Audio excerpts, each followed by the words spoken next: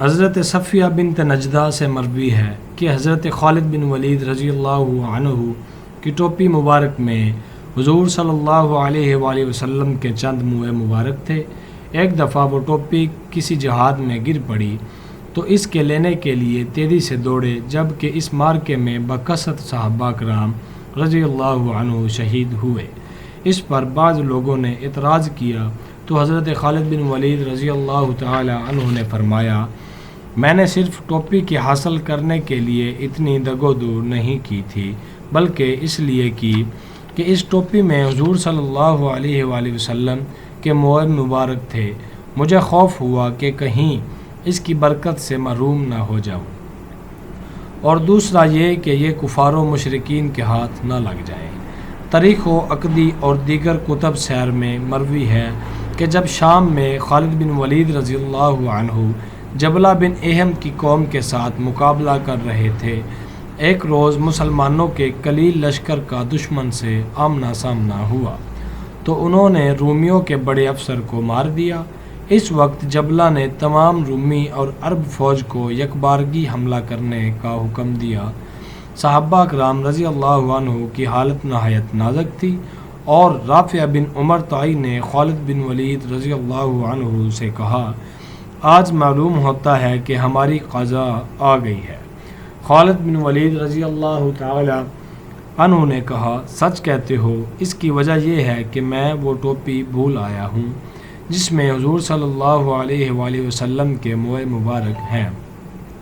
ادھر یہ حالت تھی اور ادھر رات ہی کو آپ صلی اللہ علیہ وآلہ وسلم نے ابو عبیدہ بن الجراح رضی اللہ عنہ کو، جو فوج کے سپہ سالار تھے، خواب میں زجر و توبیخ فرمائی کہ تم اس وقت خواب غفلت میں پڑے ہو، اٹھو اور فوراً خالد بن ولید کی مدد کو پہنچو کہ کفار نے ان کو گھیر لیا ہے۔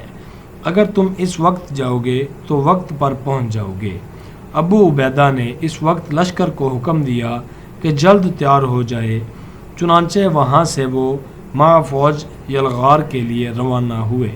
راستے میں کیا دیکھتے ہیں کہ فوج کے آگے آگے نہایت سرعت سے ایک سوار گھڑ اڑاتے ہوئے چلا جا رہا ہے، اس طرح کہ کوئی اس کی گرد کو نہیں پہنچ سکتا تھا۔